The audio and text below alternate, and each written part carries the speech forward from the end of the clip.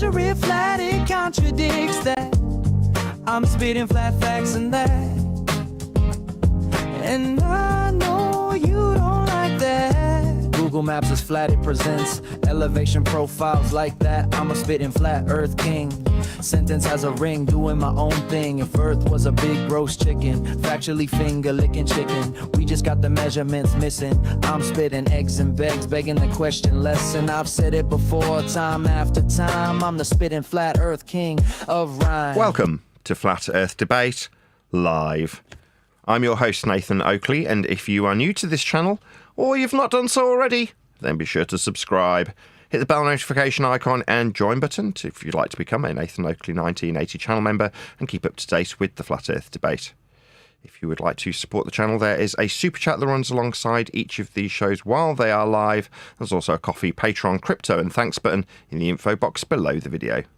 Most importantly, if you'd like to join the discussion, simply mute the page you are currently watching, then click the link in the info box below this video to join the panel and express your views on the nature of Earth. If you do join, please don't swear. If you do, you'll be ejected, and if you are, please don't try to rejoin the stream using sock accounts. You'll be warmly welcome back on the next stream. Please also share the show on social media. Sharing the show obviously increases the live audience, but this in turn increases the chances of a more diverse panel, so please share the show on Facebook and X. Now we are joined by Len, Eli, Click OK, Neil, and a whole bunch of people in the Flipside Discord server. So, welcome one and all. How are you? Good. Good afternoon. Good afternoon. How you all doing? You all well? Everything is roses. We're going to repeat the pre-show. You're asking what Normie was, and the only thing I could remember, thank you, that was a reference to Norm, very specifically, was Globe Earth Dictate. Who remembers Globe Earth Dictate? Who can forget him? Darth. So we're going to have a listen to the DATRH video called Globe Earth Dictate. We're going to have a listen. Tell me when you want to interrupt. I'll leave all the lines open, so if you want to interrupt and make comment, feel free. Thought crime does not entail death. Thought crime is death.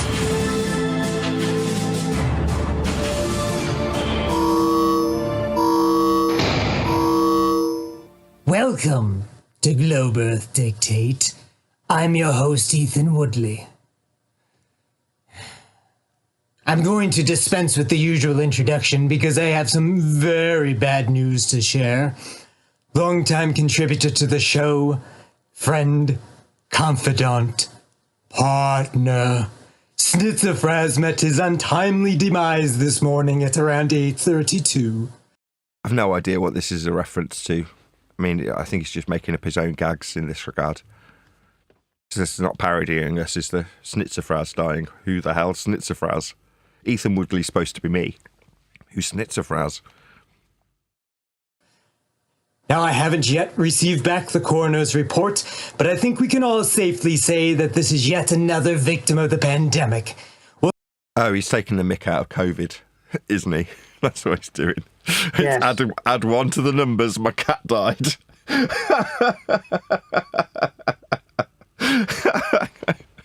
Very good. It's been a while since I've watched this. We'll add it to the big board. I want to remind everyone that you're legally mandated to stay in your homes to contain the spread of this dangerous, dangerous disease. I remember when this was going on and everyone was told that they had to stay in their houses for a certain period of time and you could go out once or twice a day for exercise. I completely ignored it. I'm like, I'm not on lockdown. I'm not in any trouble. I've not done anything wrong. I'm not a criminal. I'm not in jail. Nobody's going to control my movements. So therefore, I'll carry on exactly as I see fit. I'll walk around with the kids. We'll go to the park, which eventually got cordoned off with tape. I'm like, oh no, there's tape. Well, if you remember, Randy was a big pusher of this. He had video after video, Randy. Okay. Saying how there's going to be thousands and thousands of people dying in the U.S. Could hit the millions. What a shill. Anyway, while I was out and about, you'd come across two different types of people. Only two. One would literally walk into traffic to avoid crossing paths with you. What I mean by that is you'd walk along the street, on the sidewalk, as you call it, footpath, and you'd have someone coming towards you 200 yards away as they round a bend. And then they see you 200 yards in the distance. And then they walk in the middle of the roadway where cars go so that they don't have to go anywhere near you. And you're like, you do realise that's a road. Cars can drive on there and kill you. But they'd rather avoid the death that you might have behold by potentially encountering the death of a ton of metal hitting them. You're like, okay, bonkers. The other type of person you'd meet would give you a knowing nod and a smile as they walk past you, as if to say, what a load of old nonsense, eh? Yeah, that's if you're not wearing a mask. If you're not wearing a mask, people are running out of your way. Like you said, they'll run into traffic. Oh, yeah, But I then never you wore a get mask. The nod when you see another person without a mask. You give each other a certain look like, look at these idiots. I remember talking about it with 10th and indeed Brian, where you'd discuss how, well, I'm not wearing a mask. So you'd have a situation where the stores around you would kind of semi-insist on you wearing one to be in the store. And I'd be like, well, I'll go in without one and buy my produce for as long as will be tolerated until they say no. And then I'll go to another shop. In other words, I'm not going to go, oh, yeah, okay, I'll put your mask on then. It's like, no. Now I will go to a different shop. Now, when you ran out of shops to go to, that's to say everyone else cooked to the standard, you then had to wear a mask. I remember right near the end saying to my wife every so often going, is there a mask in the car? Because I don't want to get turned away from the post office. I need to post this. So you'd have to keep one in the car as a token gesture to slap on for the 25 seconds that you walk in the door, shove your money in front of the counter and go, stamp, please, through the mask. You know what I mean? But other than that, like I say, you'd walk past the second type of person. They wouldn't be wearing a mask. You wouldn't be wearing a mask. They're not the slightest bit concerned that you're going to kill them. They just give you a little nod as you walk past them, as if to say, yeah, what a load of nonsense. And that would be at whatever random time that you'd be out. It's not like, no, I am taking my tolerated 15 minutes of exercise time. It's like, no, I'm out because I want to be out.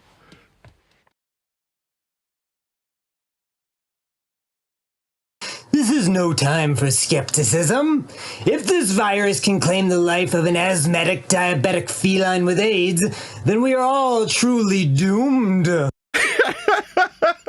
This parody will hit so much harder later down the road. Because at the time, this guy, Darth, was taking a fairly big risk with this video.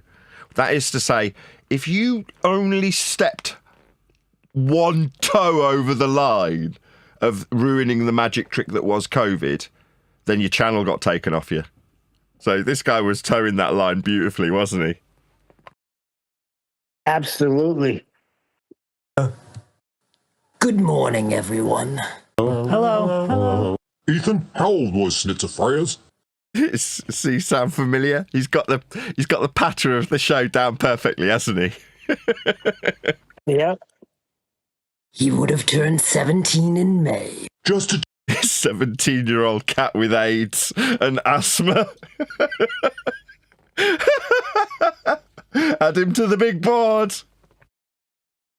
teenager. How sad. Clearly all age groups are at risk. Indeed, there is no escape. Intense irrational fear is the only reasonable reaction at this point. You have my condolences, Ethan. Thank you. My only comfort is knowing I will be inevitably joining him soon. If you're watching this after the fact, after we're live, pause the video and read some real-time chat, because he's obviously gone to the effort of making this himself for the video. I do wonder, though, is it really accurate to add schizophrenics to the people annihilated counter? It is undoubtedly a result of the virus, Legolas. I don't need any tests to know so, but I'm sure the autopsy's result will corroborate. You should have heard his coughing last night. And the mucus! Just so much mucus! Oh, no, I do not doubt the virus is the cause of all deaths, even when there are multiple comorbidities present.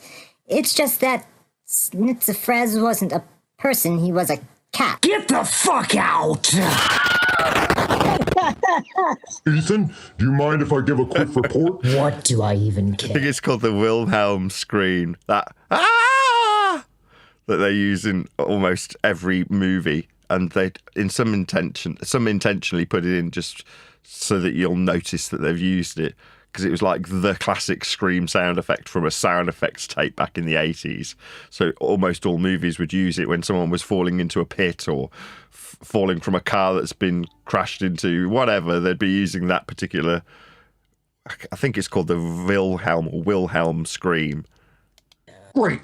I just wanted everyone to know we finally figured out a way to contain this terrorist threat.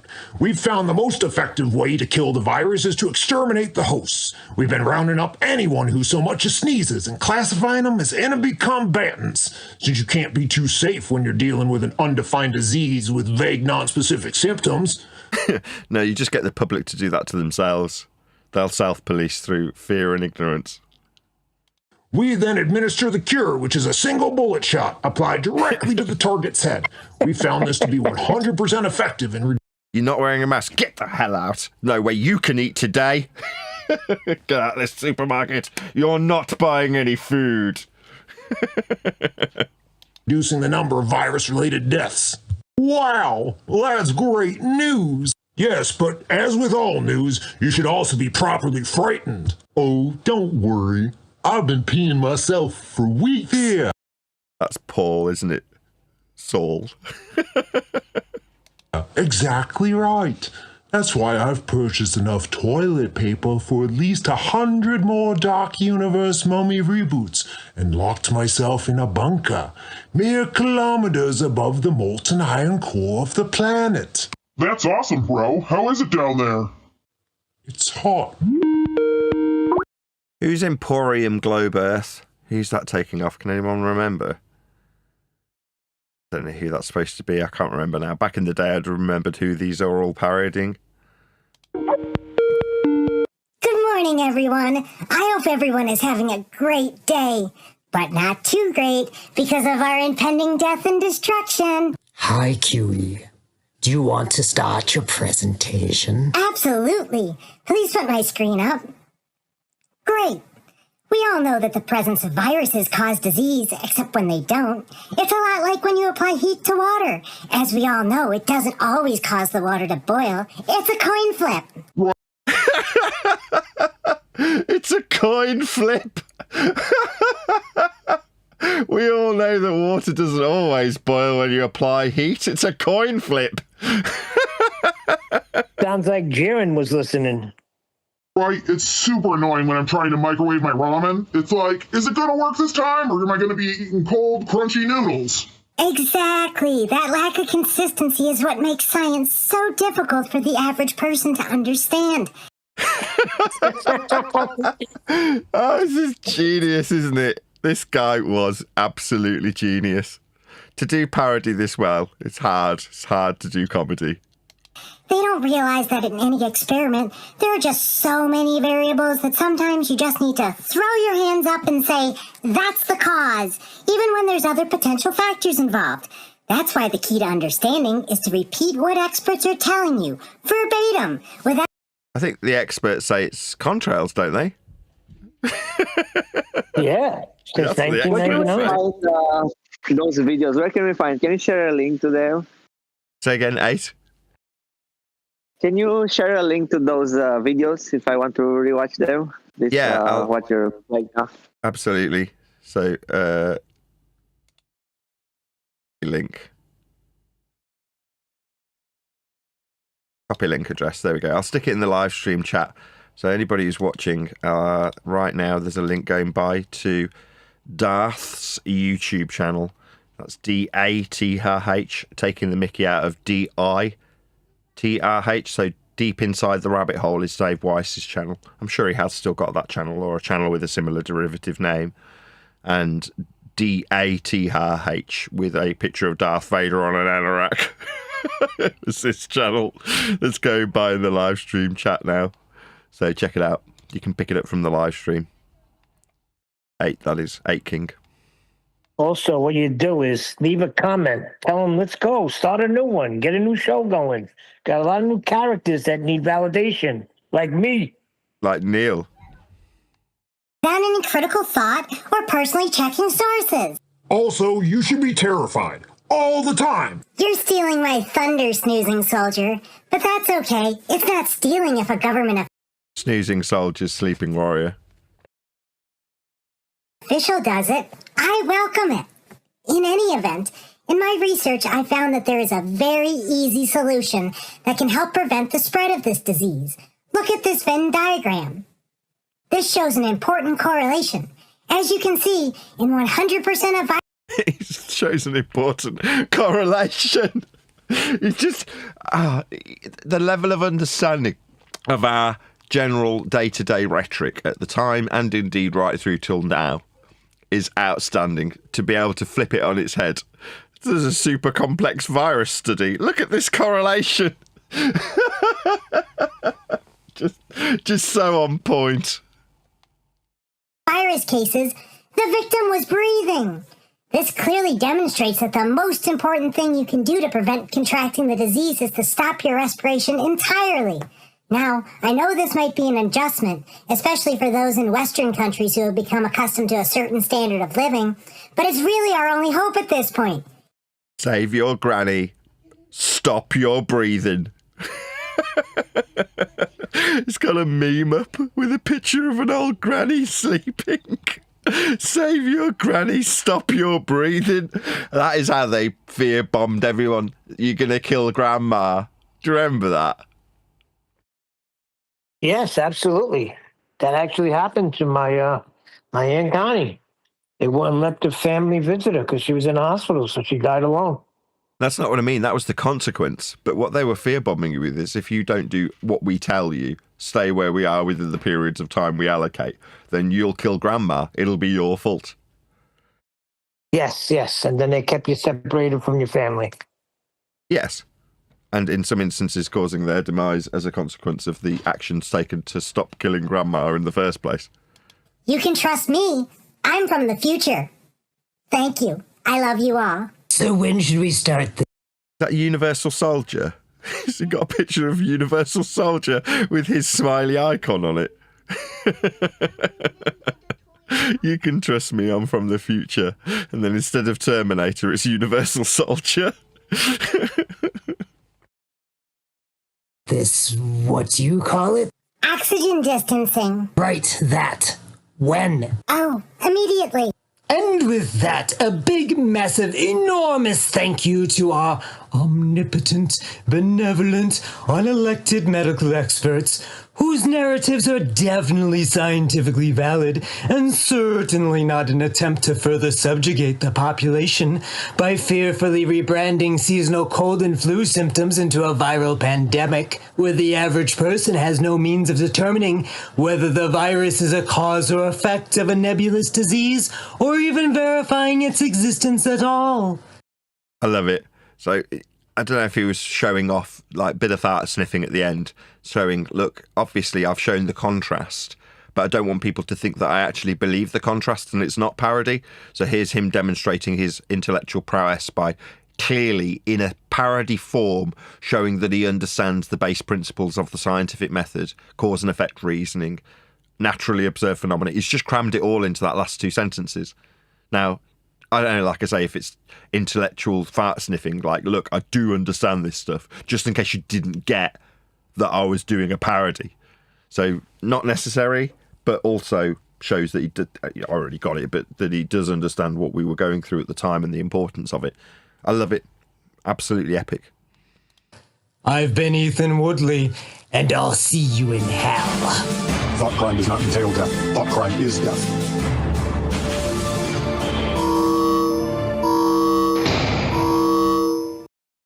That's not the episode I thought I was going to be playing. So what I actually had intentions for was the Globe Earth Dictate that had Norm visiting. Do you remember? There was an episode Yes. where Norm joined. see if I can find that Yeah. one. Give me a second. Welcome to Globe Earth Dictate. I'm your host, Ethan Woodley, and Apollo hats. Got fake Apollo hats, backpacks, space pens, magnets, poster with signed autograph by LEM, novelty cap for adults, actual size Buzz Aldrin, astronaut urine, bulk order to available, space food, and lost Apollo tapes made to order. So this is the opening page that I used to have with my Spreadshirt shop, which is still available. I haven't updated in about 6 years, but nevertheless, this was like the opening frame that I would have on OBS. So what we're going to do today is we're going to have a little look at one of, or maybe a couple of, we'll see how we get on, the DRTRH, I think it's actually spelled differently, DATRH, Darth, let's just call him, and his Globe Earth Dictate videos. So for your enjoyment, this is Darth's Globe Earth Dictate Uncut. Thought crime does not entail death. Thought crime is death.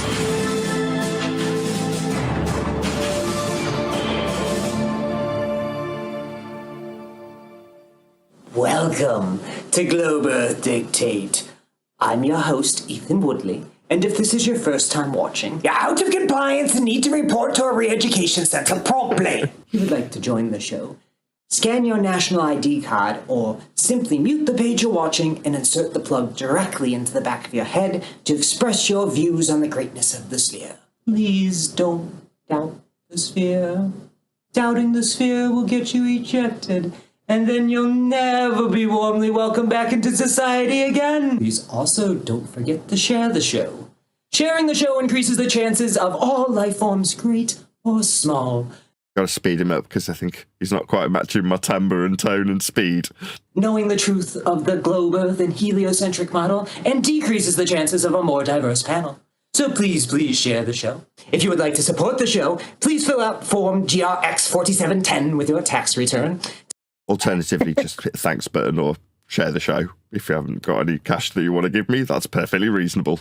To have your contribution increased from the minimum allowed by global law.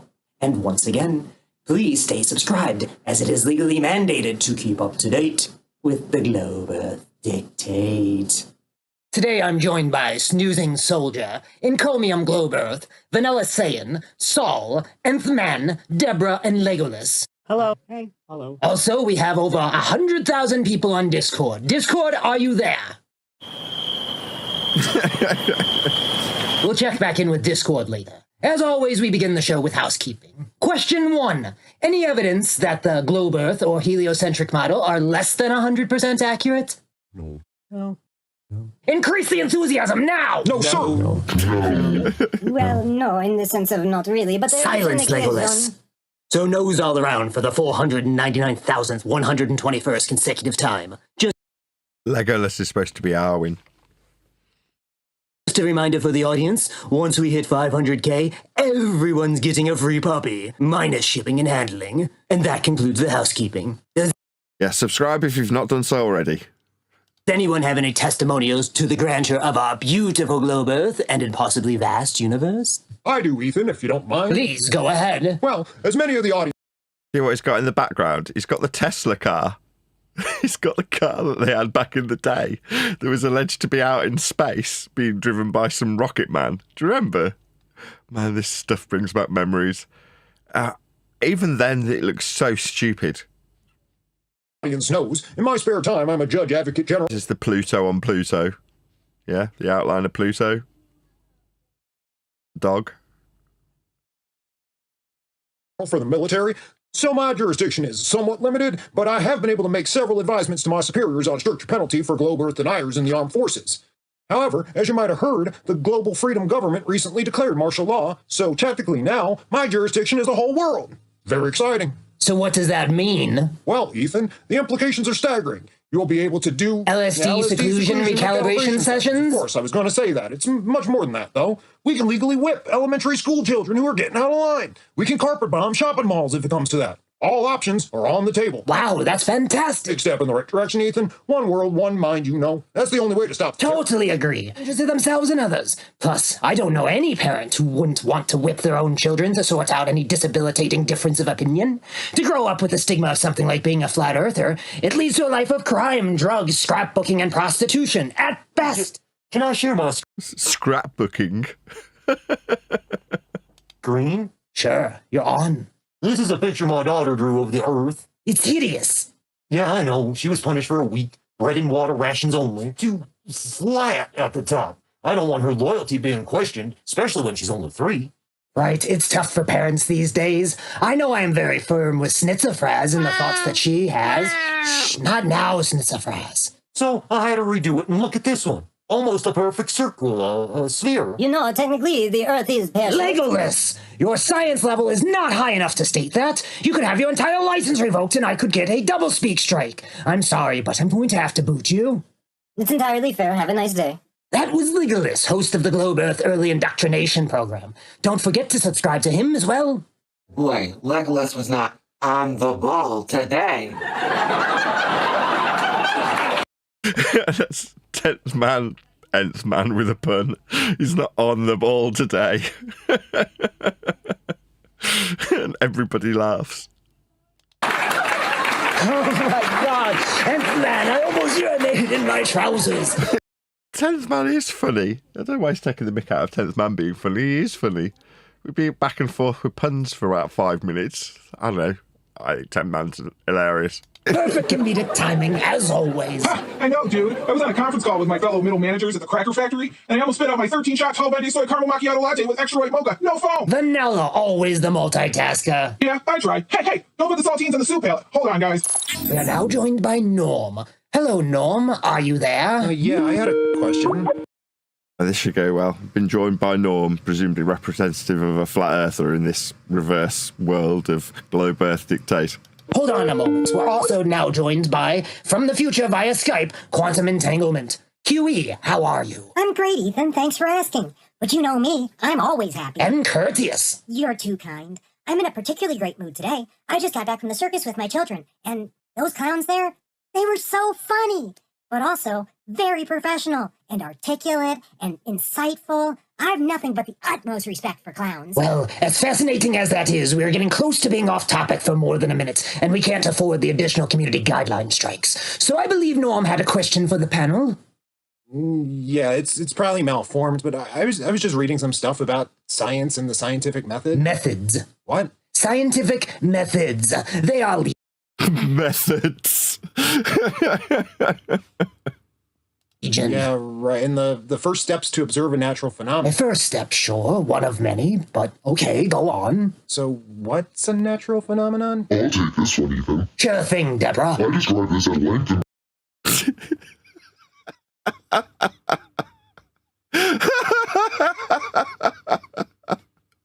my book. Everything is phenomenal. Shoes, birth landings, steel balls, and more. You won the Nobel Prize for that, right, Deborah? Well, it was a combination of that and the previous Deborah's supposed to be Brenda. book. The cause of shoes are most likely rocks. Right. Well, rocks are your independent variable. If rocks, then shoes. Or at least sandals. If rocks, then shoes. I'm confused. Well, of course you are, hippie. I bet you think you live on a flat, non-rotating plane, too, you fantastical dunce. Just not really following. Not following the status quo, right? What were you doing reading about science anyway? Trying to find something incriminating? No, I just wanted to learn. We all learn together, or no one learns at all. Do you not remember your blood vows? I do. That's why I was asking you guys. Who you calling a guy? This has gotten ugly. I'm ejecting this prick. No, wait, Ethan, can I have a moment with, what's his name? Norm. All right, but this is on your credit score, encomium. Very well. Norm, is that right? Yes? Sure, hi. Nathan, share my screen, please. Okay, you're on. All right, now, Norm, you see that curvature there? That's the Earth. We live on that, on all parts of it, up, down, sideways. Now what's a problem? Gravity, force. Up, down, sideways are all flat Earth prerequisites. You can actually have up or down on a globe. There's no horizontal plane of reference. I notice how I'm just echoing my sentiments from when I commented on it last time. I'll keep my mouth shut. Inertia, momentum, these are all science words. Guys, at least we're consistent, right? Not much has changed in 5 years or however long this has been out for. It was only a year ago that I covered it, but this has been out since COVID. It is not Momentum, inertia, these are all science words. a force, but it's also a force. Exactly, Nth man. Profound as you are funny. Do you understand now, Gnome? Sure, I guess. Listen carefully, Wombat. You are a moron, an idiot, a maroon, a vapid spore, a vacant shell. You are not smart, and you should be sterilized for the good of humanity. Savvy? I'm going to eject you now and touch myself vigorously while I do it. Cry for me now, bitch. Cry so I can consume your tears. I'm just gonna sign off, actually. And another flat earther smashed, leaving like a... I'm going to touch myself vigorously. Boy, he's got you down. Me, bitch. I don't know about that. He's echoing the sentiments that I hold a mirror up to. So he's talking about getting him sterilised. Now, in the last, a couple of months, I've been pointing out how vicious our opponents are to us when they suggest that we should be sterilised, have our kids taken away. So he's echoing the sentiment that I hold a mirror up to. And the response is, he's got you down. So that's a clear case of careful you don't become the monsters you're fighting against. Coward. The good news is that a task force is already on its way to his location. That's right, Ethan. I was reporting him the entire time he was talking. He'll be in the proper hands soon. See? I was reporting him the whole time. It's like people who could come on the show would be trying to instill copyright strikes and community guideline strikes against the channel whilst simultaneously interacting with us. You know, reporting me to social services to suggest that I should have my kids taken out of my company whilst they're on the show telling me that Earth's a ball and getting destroyed in terms of their rhetoric getting taken apart. So, I don't know, he's kind of incorporated the general demeanour of your average baller and the disdain that I throw back at them. Soon enough.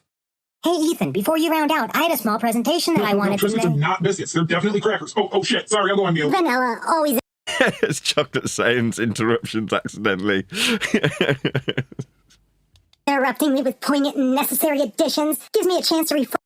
Was he just spewing a few racist slurs there, Vanilla saying, accidentally through the top of quantum, or a quantum entanglement?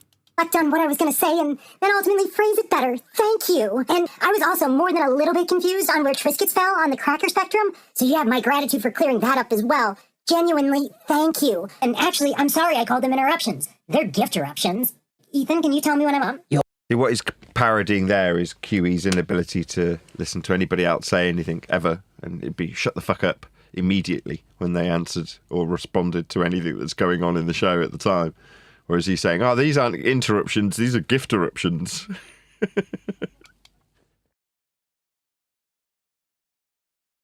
You're presenting.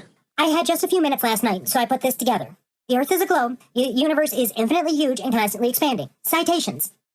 Quote, the Earth is definitely a giant ball. Stephen Hawking, certified genius. Quote, the Earth goes around the sun, unless you want to think of it as relative motion, then nothing really goes around anything, but regardless, nothing is going around the tiny Earth except the moon. Albert Einstein, Nobel Prize winner. Quote, the flat Earth is for utter morons. The rumpus, assistant...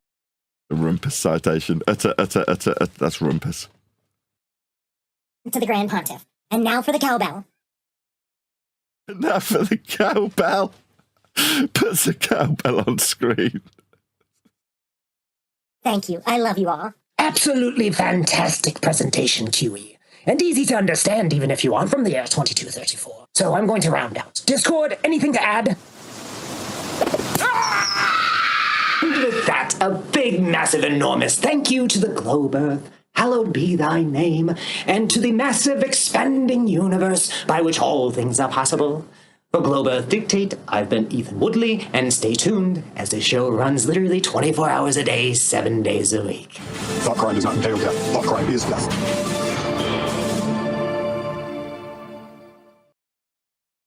Saying the show runs all the time. What in the world was that? Globe Earth Dictate. Did you enjoy?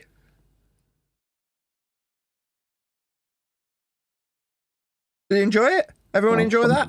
Yeah, awesome. It'd be better if I'm there, if he does a new one and Refractor gets in there, CC gets in there, Neil gets in there. I mean, he could do wonders with my character. I'm sure he could. Yeah, like I said, that's probably about 5 years old now. But I'm glad that... Yeah, I think my character's already arced out, you know, like I'm done. Yeah, but I sent him a ton of comments. Like, I don't even know if he's around anymore. We're talking about your character arcs. Fascinating. It's changed the direction of the show fundamentally. Recognizing how our opponents require our position to be true is a drastic change to how we do things around here, John. So, as much as back in the day, it might have been that because you had a similar accent to Paul, the Saul character's down, pegged already in the Globe Earth Dictate. However, the refracted curvature character, introducing the fact that Earth as a flat plane is a requirement for you to believe you are on a sphere, wouldn't have come. Maybe it would have come eventually, but wouldn't have come in the way it did, but for your introduction to the show. So, I don't know if your character arc has got more to come. I mean, no doubt, as far as the Globe Earth Dictate, if you were to be parodied.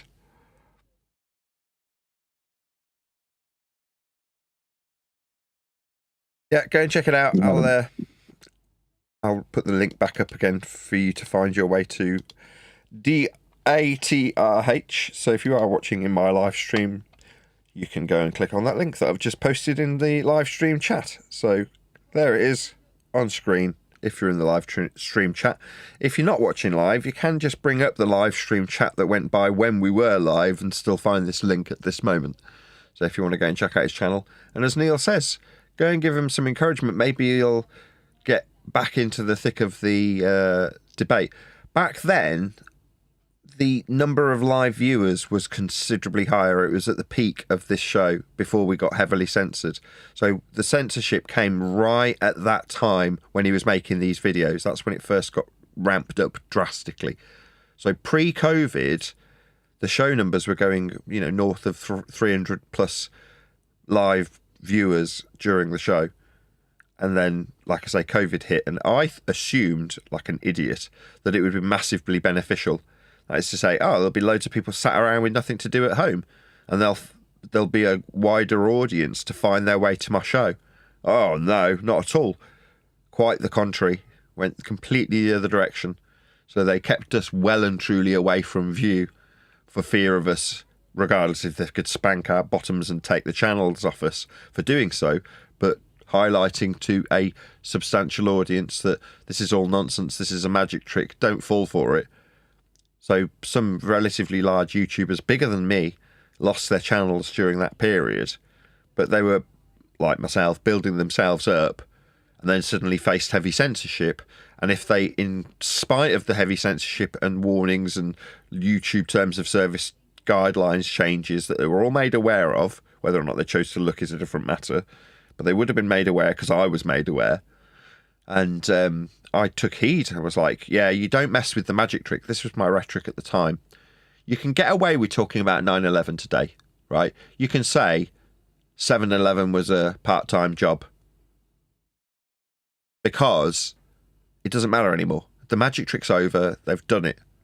Now, if they're trying to instill new fear via 9/11 today or tomorrow, then the rules would change and YouTube would have to make you aware. Just for now, don't be talking about 9/11 truth because we'll take your channel off you. It's just that simple. We control what goes on our platform. You won't be talking about 9/11 being an inside job for the sake of argument, right? But currently, the rules for 9/11 are lax. You can do essentially whatever you like. You can talk about it all day long. It's never going to get your channel taken off you. Same with COVID. We can talk about COVID. There's no stopping us talking about COVID. Why? The magic trick's already been and gone, hasn't it? But at the time, when they're doing the magic trick while it's happening on the stage with all the lighting and smoke and mirrors, you can't stand up in the audience and go, it's all bollocks! There's two women! They're in separate boxes! You can't do that. Yeah, because then you get kicked out of the theatre. But once you're outside the theatre, the magic trick's finished. When you're outside, your ticket stub's been torn in half, the show's over and you're outside going, you do realise there was 2 women.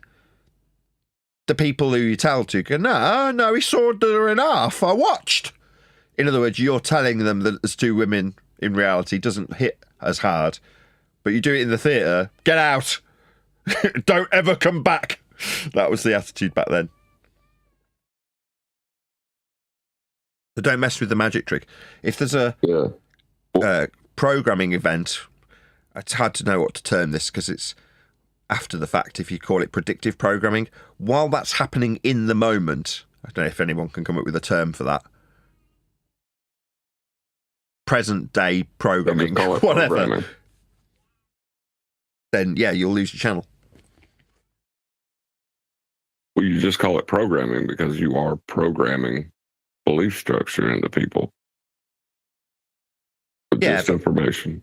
What I mean is, when you say predictive programming, people think of things like The Simpsons, with Bart Simpson talking about going to 9/11, going to New York, and he holds up a cartoon comic book with New York written on it in front of it, with 2 twin towers with a plane hurtling towards it on the front of the comic book that he's holding up, and it's in front of a number 9, or it's 9 cents or something like that. So it says 9/11, and you're like, okay, well that's them priming you for what's going to happen. That's the alleged version of predictive programming. So before it actually occurs, they're hinting at this date, specifically 9/11, showing you Twin Towers, showing you New York, showing you a plane, giving you all the pieces preemptively, and then it happens. That's what they call predictive programming.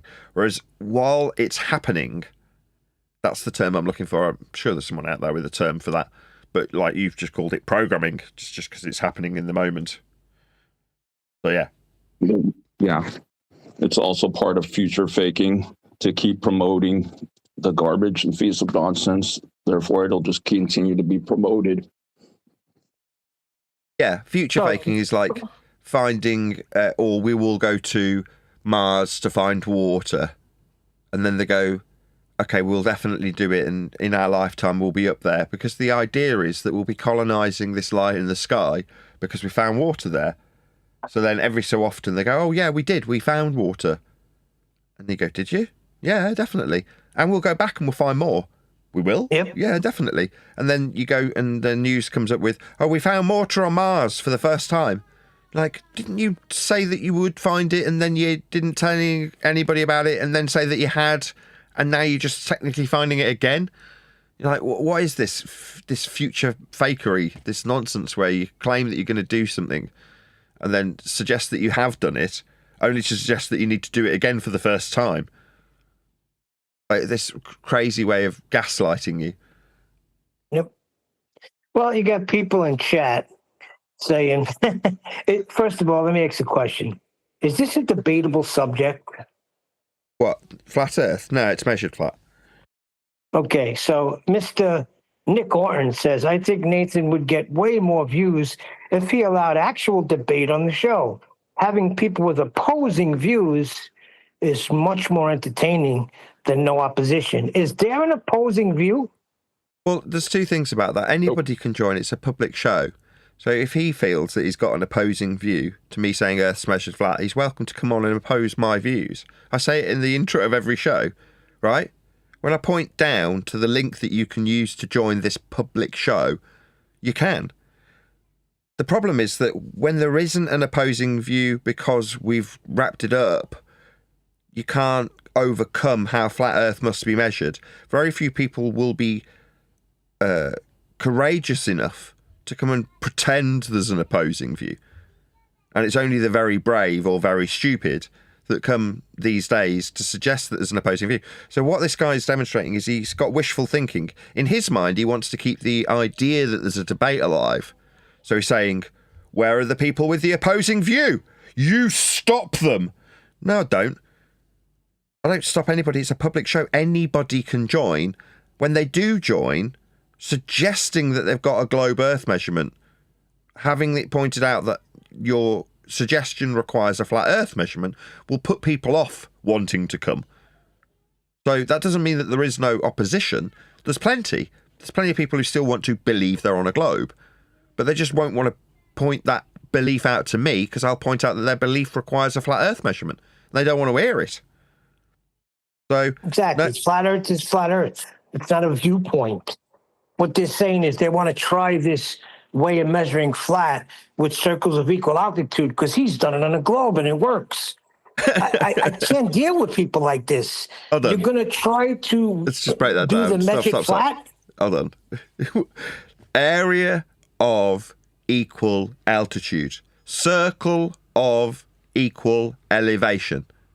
Curved? What, having differing heights? You've done it on a globe? No, then it wouldn't be a circle of equal altitude. That means all at the same altitude, measured from sea level, described with a circle. That's two-dimensional, flat. A circle of equal altitude, that doesn't work on a globe, right? So to say, I've done it on a globe, no. Either, latter of the two categories, stupid, doesn't understand what a circle is. This is why they don't come. If you're listening, chat skanker, this is why you won't come. Because you're hearing the response in real time. Circle of equal altitude on a globe is an oxymoron. That's correct. And plus, he's passing by all of flat Earth. Circles of equal altitude, like you just explained. Really? And you want me to give you more information on that? There is no requirement for any more information. What you've got is somebody in cognitive dissonance. So I've used a, quote, circle, that's a circle, two-dimensional flat circle of equal altitude, same elevation everywhere. Yeah? On a globe? No, that's cognitive dissonance. So this person already knows they need a circle of equal altitude. They already know it's flat. They've always measured it flat. It's not like Jin says where they can turn around and go, no, that would be a lie if you say that I already knew it was flat. What about this guy? He believes he's on a globe in his cognitive dissonance, but what's he telling us? I can make a circle of equal altitude, two-dimensional circle, equal altitude, same level everywhere. It's a flat Earth. That's how it works. He knows it's got to be used. He knows it's got to be measured. Who's off mute? For the love of Jesus. Me, because I'm trying to read something and I keep losing it, so I got to stay off mute. People know that they've got to measure it flat. They just try and square the circle of how flat they measure it with how globy they believe it to be. By saying this contradiction in terms, I can make a circle, two-dimensional, of equal altitude, same level at all points, work on a globe?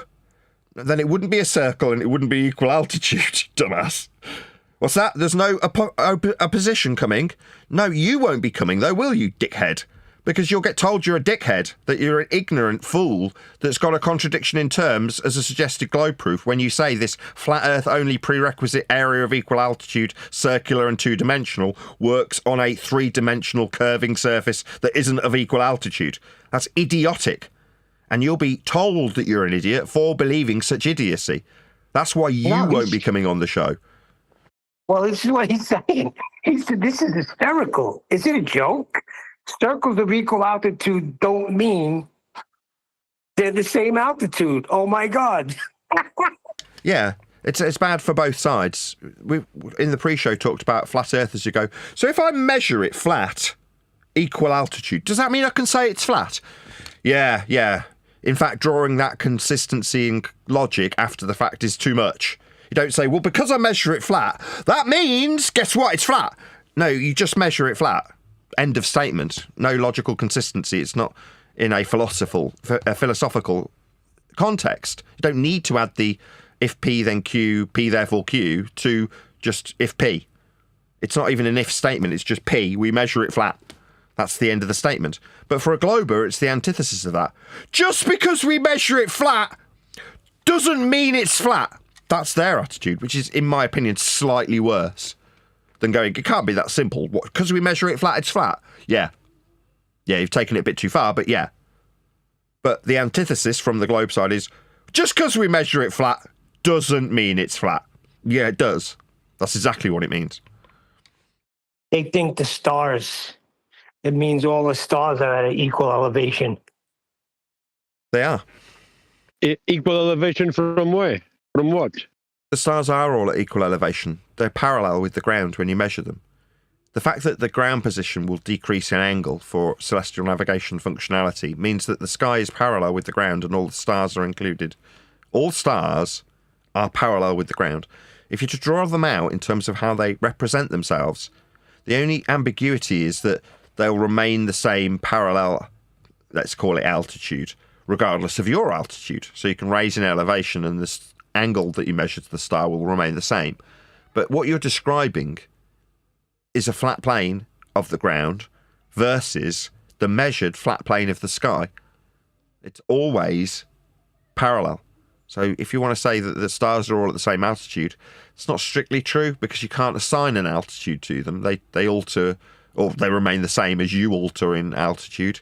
So it's not quite correct to say that they've got the same altitude. But in terms of what you're literally measuring, if you were to just describe it in an orthographic manner, you'd describe a flat line for the sky and a flat line for the ground and a protractor wrapped around your position to describe the angle through the protractor of the parallel sky you're measuring versus the ground positions below at the various different triangles at different distances. As the star gets further away, that's along the flat sky, it reaches the optical dissolution point in the distance where the sky appears to meet the ground. That's the horizon. So the two parallel ground and sky have a convergence point based on perspective where they appear to meet. That's your 0 and 180 degree measurement point for you and your protractor view. But to have that protractor view, you have a parallel flat plane of the sky with all the stars on it, and the flat parallel plane of the ground used for the baseline of the protractor that you're measuring the flat sky with. So the sky and the stars are flat. That is how you measure it. That's how you can just distort the world that we live in, I use my words intentionally, when you put yourself inside the protractor and call the protractor the globe Earth, and then call the lines along the protractor circles of equal altitude, two-dimensional, the latitude lines wrapped around a spherical ground that you're not standing on, you're standing in. And then you can extend out the lines beyond the protractor that you call the globe Earth based on a derivative R value at 3959 miles through to an infinite celestial sphere or hemisphere from your viewpoint in north or south as described by our own measurements, to later become antipodal and globe Earth shaped. But that infinite distance actually is a description of the parallel sky meeting a convergence point based on perspective. So the flat sky meets the ground by its apparent nature, the horizon, at 0 and 180 degrees of a protractor. The protractor at 3959 miles, North Pole centric, is the northern hemisphere, and then the extended sky as a flat plane wrapped around the protractor that is your globe Earth now, or half of it, becomes the extended celestial plane, that's the ground, and the infinitely distant stars on the outside edge of the measured angles. But you would only achieve those measured angles if the plane of the ground is parallel with the plane of the sky, which it is. That is how we measure it. Well, what he says here is, let me just read it since you're doing it there. It says a circle. Who just freaking deleted all of this? Why'd you do that? Who cares? Yeah, but I'm in the middle of freaking going over these things. My God, a circle of equal altitude means that the elevation angle to the star is the exact same along the perimeter of the circle. How do you guys not know this? I don't know what he's asking or suggesting, but we've got elevation angle measurements. That's with respect to an angle along the surface because it's elevation. That's flat. And then a line up to the star. That's flat. How are they getting all these measurements, though? How could you... Sorry. How could you get any of these measurements? Please explain to me. Just did. Parallel plane and sky. So the elevation angle is elevation from surface level with a flat baseline forming part of the angle.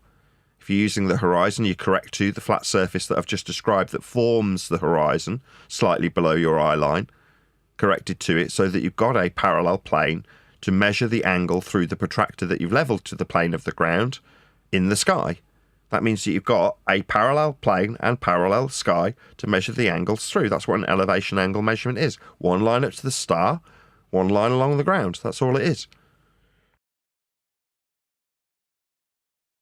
Yeah, and before he plots any of these three circles of equal altitudes, he will have measured an elevation angle from sea level, and the radius line would be the distance between the observer's eye, 1 GP at sea level, and the luminary at sea level, 2 GPs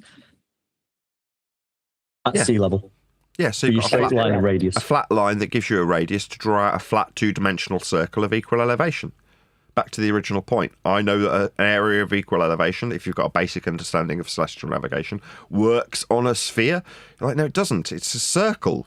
You've derived a radius along a flat line that formed part of an angle, and then drawn a circle around at that radius size, flat and two-dimensional. Well, that's just flat plane all the way. There's nothing other than a flat plane being measured and described and detailed with a concept after the measurement fact, with a radial value to form a circle with it. A circle of what, you say? Equal elevation, equal altitude, two-dimensional. It's a circle. Exactly. Yeah, there is a perception for those who want to believe in cognitive dissonance that they're still on a sphere, that they can take their flat Earth prerequisites like circles of equal altitude and square the circle of sphericity. You're delusional. You know the sky. I'll talk to you in direct. I know your name. I don't care. You already know it's flat, don't you? You're just trying to figure out how the flatness that you measure in forms like circles of equal altitude and elevation angles, quote, work on a sphere. But you already know it's flat, don't you? Like we do. Yeah, Nathan, you hit it right in the head. His name is Flat Creed, and the other guy is Nick Orton. Well, if the door's open, they can come in at any time. Yeah, but they won't want to, because they won't want me doing what I've just done, which is pointing out you already know it's flat, don't you? You understand all of the flat measurements that can be made, but you want to tell me how you understand that it works on a sphere? Really? Well, you already know it's measured flat. You know it. I know it. Everybody knows it. You're just living in cognitive dissonance currently. But the measurements, they speak for themselves. You don't need to extend any belief about how the flat measurements will, quote, work on a sphere. Why are you trying to make flat Earth measurements work on a sphere? I don't care. But you know it's flat, don't you? Because you're measuring it flat, like we all do and always have. But nobody wants to hear that. They want the cognitive dissonance to live on. They don't want me pointing out. So let me get it straight. You're going to measure a flat Earth elevation angle. So you know it's measured flat then. They don't want to hear that. They want to say, I know how this flat Earth measurement works on a sphere because Earth's a sphere. And have no challenge come. Well, they're saying there is no point coming in because Nathan just mutes anyone that... There it is! I was waiting for it. Who had mute button? Who had mute button on their bingo card? Yeah, I'm laughing at you, pair of dickheads. That's right. No opposition. No, it's Nathan's fault. It's his mute button. It's not because you understood and appreciated how flat you must measure it and want to justify how your flat Earth measurement works on a sphere, having us point out that your flat Earth measurement is a flat Earth measurement. It's just that simple. It's my mute button. Yeah, bless. That's right. It's because you'd get shut down. It's not because I'd annihilate you with your own flat Earth measurements that you absolutely understand. You know it's measured flat already. You don't need to come and talk to me. And what, you wanted to come with minimal opposition while you told me how your flat Earth measurements worked on a sphere? No, it's my mute button. My bad. I love it. Perfect timing. And predictable. You're not only stupid, you're predictable.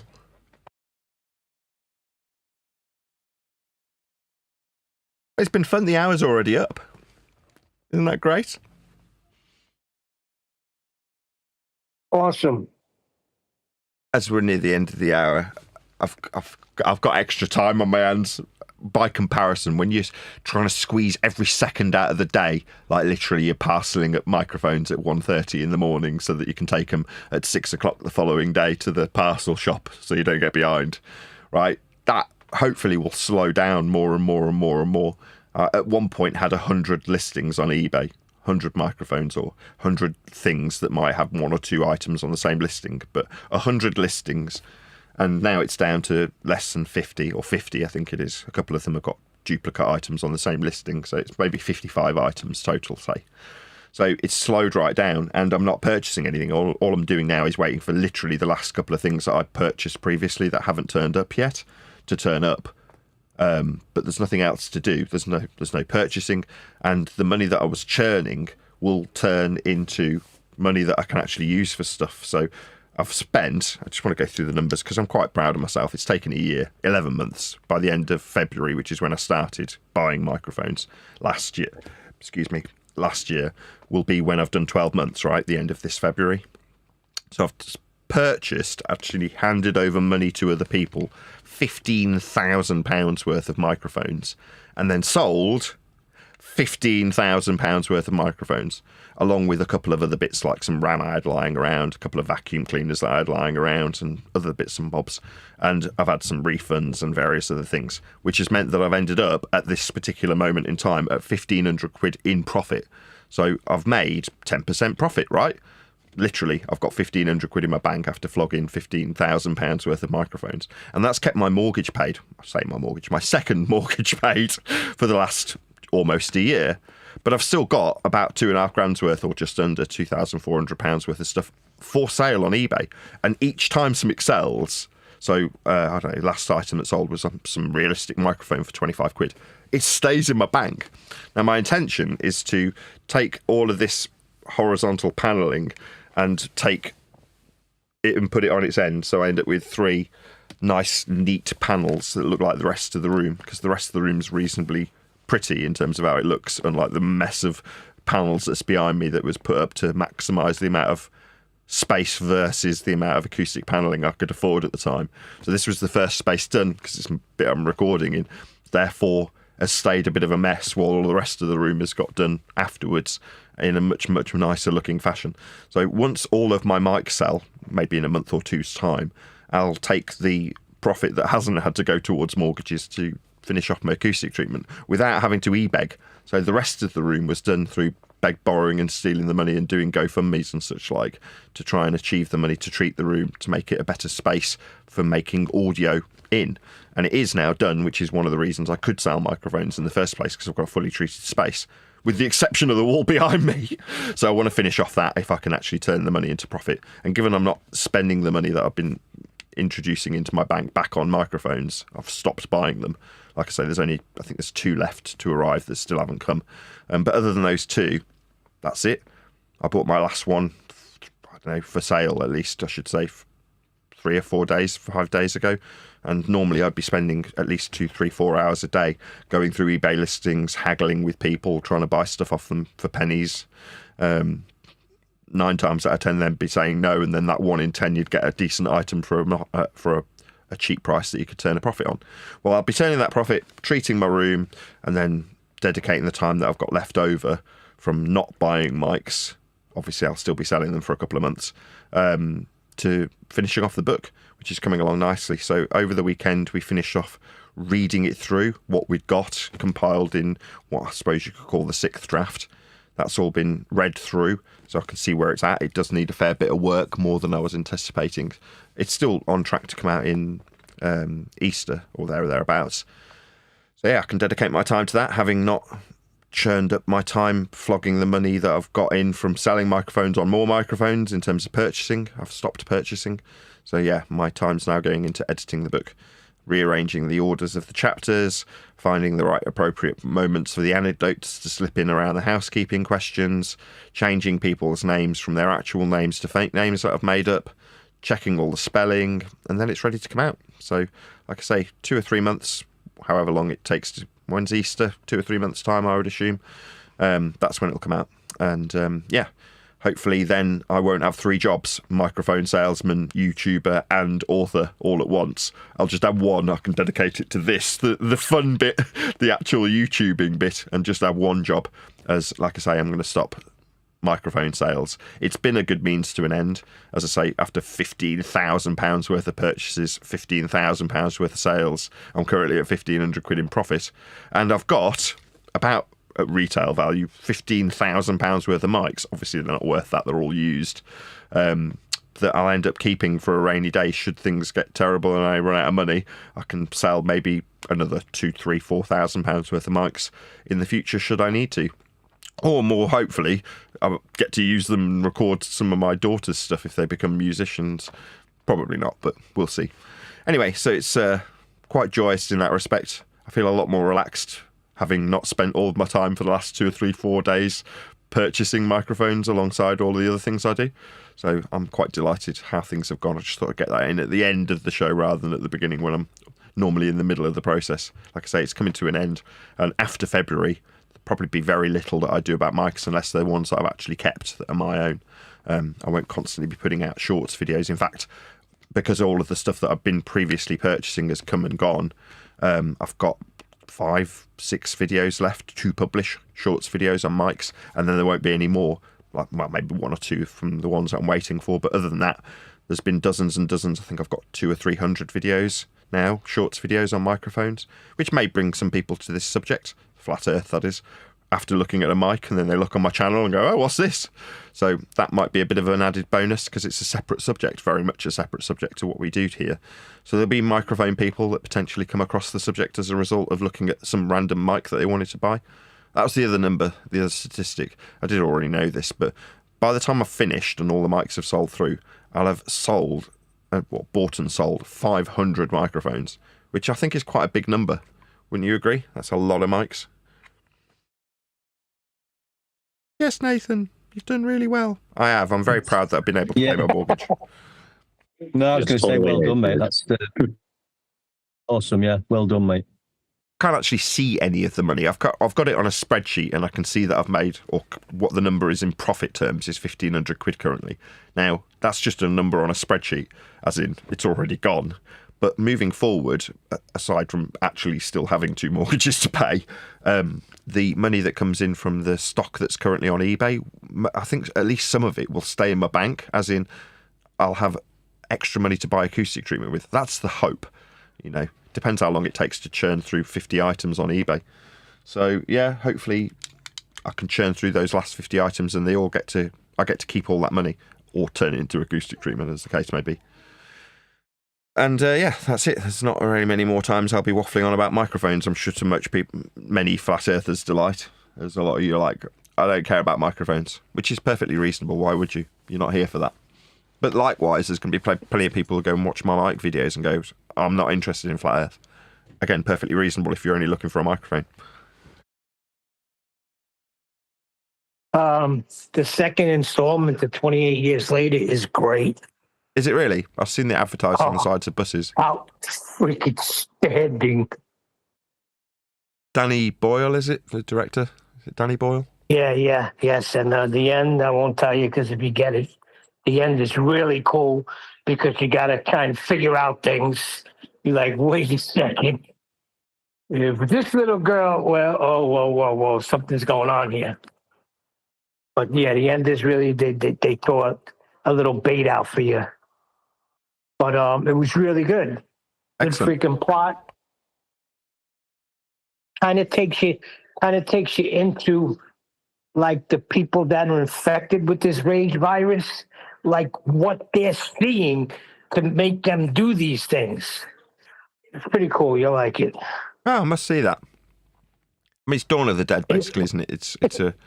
They wanted it to be more of a thriller. These are different because they're infected. They're not zombies. They're not dead. Yeah, I've got it. I've heard Danny Boyle do his spiel on it not being a zombie movie, and it's just bollocks, right? It's just Dawn of the Dead. And when Shaun of the Dead came out, they were quite literally parodying 28 Days Later. That was what they were copying. And because they over-exaggerated the zombie nature of the zombies, it got called a zombie parody. Whereas I remember 20 years ago, or however long it is, 28 years ago, when 28 Days Later came out, and he said the same exact thing, which is, it's not a zombie movie, it's a thriller. And you're like, get lost. It's a zombie movie. No, well, no, because it is true. They're not dying. They're getting infected. Zombie movies, they're dead. Here's the thing, though. Here's the catchy thing. What's cool about it is you get this doctor. There's a doctor that's there, Doctor. I forgot his name anyway, but what he does is he shoots darts at them with heroin in them, and it immobilizes the alphas, which are monstrous, right? And then he's able to freaking pretty much try and communicate with them. He's trying to unend them, but it's pretty cool because you got a whole satanic group that is freaking just vicious throughout the whole movie, and you got regular normal people just trying to survive, and you got the freaking infected that are just infected. It's a good flick. Well, I'm going to try to recreate a bit from a comedian that I vaguely remember. So, zombie movies, right? If an apocalypse was coming, I just don't understand the hype, you know? I mean, zombies, like, they why would you not go to a good shop and get you a nice leather suit, huh? I mean, they have regular teeth. You go outside in a zombie apocalypse and you're like, oh, it's hot. Let me go out in this tattered t-shirt and this bikini and let a zombie get a nice big chunk of my flesh. Put a freaking leather jacket on. Like, yeah, that's the other zombie movies, but this one, when they leave, they're fully prepared. When they leave to do whatever they have to do, they're fully prepared to avoid a bite.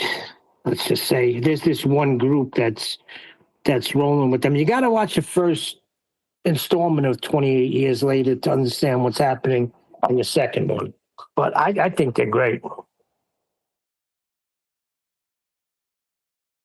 Can I get away with calling today's show Globe Earth Dictate? That's what it was. And then at the end, we had people dictating how celestial navigation works on a globe. So I think it works out great. Okay, on the thumbnail, I'll call it Globe Earth Dictate. I'll give it the same number. I think it's, what are we on, 2477?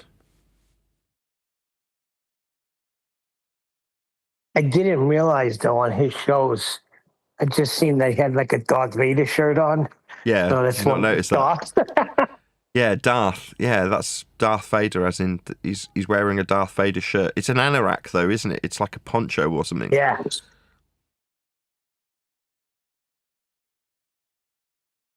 Yeah, so this is going to be, today's show is going to be Globe Earth Dictate 2477 live. Make sense? Yes, Nathan. Makes perfect sense. You should put, where are you, Darth? Where are you, Darth?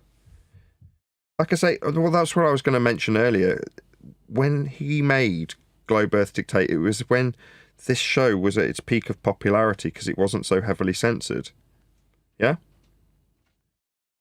Yes, that is true. So therefore, there was a greater incentive because there was more of a chance that your average Joe blogs normally on the audience side would have a vague familiarity about what we do here to make it funny. Whereas given that, you know, instead of being in the hundreds, I think there's, how many people are currently watching? 60-something? No, it's nowhere near as many people watching because it's so heavily censored now. 61 people watching. You know, this show over the course of the hour, or whatever it is now, hour and 15 minutes, has had a couple of hundred people watching total over the course of the stream, with 61 concurrent viewers.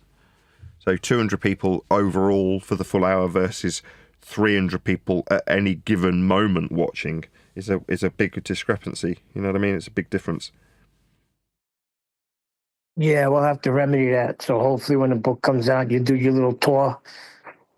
People's interest will be piqued, and we can grow. Yeah, I get that. I mean, my hope is obviously that the channel grows, but by the same token, I am quite content. It's not like back when Globe Earth Dictate came out, I needed the growth to pay the mortgage. Actually, things haven't changed much at all, have they? I was going to say... What about your fellow man, Nathan?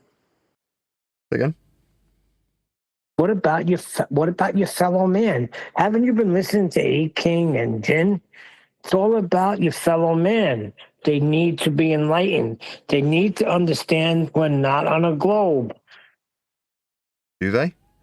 Well, our fellow man was in the audience a minute ago telling us how a flat Earth measurement works on a globe, Neil.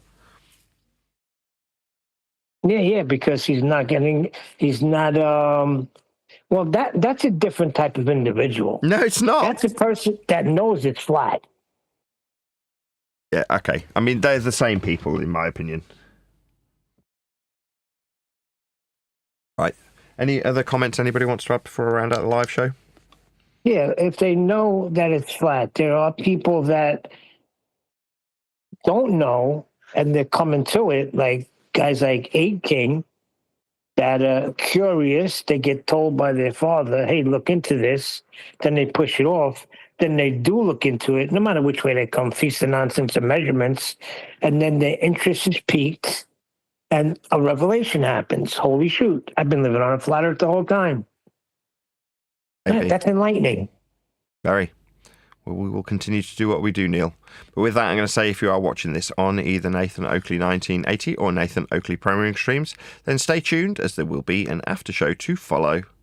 Unfortunately, if you are watching this live, this is where we bid you farewell. So another massive thank you to all of you who liked, commented, shared, subscribed, joined as a Nathan Oakley 1980 channel member, hit me up on PayPal and Patreon and all that good stuff.